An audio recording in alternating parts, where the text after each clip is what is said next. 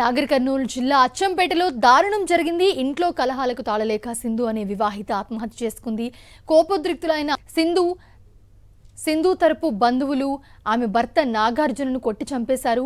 అచ్చంపేటలో జరిగిన ఈ ఘటన స్థానికంగా కూడా సంచలనంగా మారింది. ఇప్పుడు సింధు నాగార్జున 3 ఏళ్ల క్రితం ప్రేమ వివాహం చేసుకున్నారు.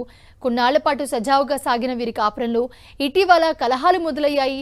అత్తింట్లో వేధింపులు తాళలేక సింధు ఇంట్లో ఉరివేసుకుందని ఆమె బంధువులు ఆరోపిస్తున్నారు. అపస్మారక స్థితిలోకి వెళ్లిన సింధును చుట్టుపక్కల ఉన్నవారు గమనించి నాగర్ కర్నూలు జిల్లా హాస్పిటల్కి తరలించారు. ఆమె పరిస్థితి విషమించడంతో అక్కడి నుంచి హైదరాబాద్ తరలి వస్తుండగా మార్గ మధ్యలోనే ప్రాణాలు కోల్పోయింది సింధు. దీంతో కోపోద్రిక్తులైన సింధు కుటుంబ సభ్యులు ఆమె భర్త నాగార్జునపై దాడి చేశారు. కారులోనే అటాక్ చేశారు. తీవ్రంగా గాయపడిన నాగార్జున అక్కడికక్కడే ప్రాణాలు కోల్పోయాడు. నాగార్జునతో పాటు అతని బంధువైన డాక్టర్ కృష్ణ కూడా వేధించేవాడని సింధు తల్లి ఆరోపిస్తోంది. వద్దు బిడ్డ అవన్నీ వదిలేసిన అని మస్తు సార్లు అడుకున్నా సార్. వాడి కట్నం కొరకే అని ఎన్ని చెప్పినా కూడా ఈయనకపోయా సార్.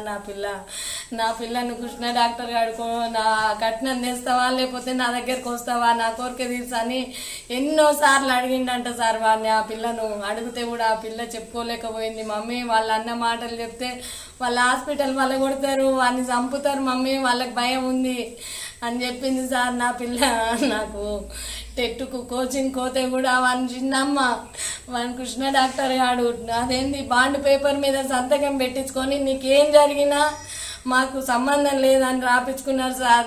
రాపించుకుంటే నేను ఫోన్ ఎత్తపోతే వీళ్ళ పక్కన ఒక ఆమెకు ఫోన్ చేసి నాకు ఫోన్ ఇచ్చింది సార్. ఫోన్ ఇస్తే నేనుండి నా పిల్లని నా ఇంటికాడ తోలియవలసినవు, నీవెందుకు తీసుకుపోయి హైదరాబాద్లో పెట్టినావు, నా పిల్లని ఏం చేసి చంపుదాం అనుకున్నావు, చంపి నా పిల్లకి ఏం చేద్దాం అనుకున్నావు, నా పిల్ల ఇన్నే మేము ఉన్నాం కదా అచ్చంపేటలో, నా పిల్లని నా ఇంటి ముందల్లా దొబ్బిపో అని మస్తు సార్లు చెప్పిన సార్. నేను మీకు అవసరం లేకపోతే నా పిల్లని దొబ్బేయండి, నా పిల్లని దొబ్బేయండి అని అడుక్కున్నా సార్. ఆ పిల్ల పోయినాడు కూడా కృష్ణ డాక్టర్కు ఫోన్ చేస్తే నీకు మెంటల్ లేచింది అని అన్నాడు సార్. వాడు అంటే నీ బిడ్డ పోతే నీకు తెలుస్తుంది రా అని నేను చెప్పిన. వాని పిల్లమేమో నీ బిడ్డ ఏమన్నా మాకు బంగారు తెచ్చిందా, మాకు పైసలు తెచ్చిందా అని అన్నది సార్. అంటే నా బంగారు అటువంటి పిల్ల పోయింది, ఇవాళ 20 తులాల బంగారు ఎత్తుకపోయింది, అన్నీ మీతోనే ఉండేవి అని కేసు పెడితే వాళ్ళు ఇది చేసిండ్రు సార్. అన్ని మొత్తం కృష్ణ డాక్టర్ గాడు హైమావతి మేడమే సార్ వాళ్ళు కారణం, మెయిన్ కారణం.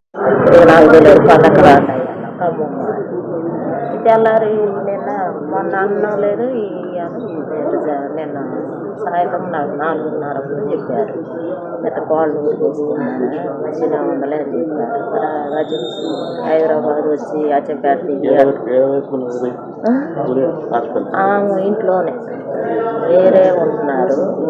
నెలకి ఇతని చేతి ఇచ్చి అమ్మాయి ఉంటున్నారు ఇద్దరు. మా కాడ ఉందనంది ఏడే ఉంటా ఉంది. మరి వీడు సాగు చేసుకొచ్చుకుంది. ఎలా చెప్పేట్లోనే అంటే మా ముందు పెద్ద ఉంటా తీసుకొచ్చి పట్టణ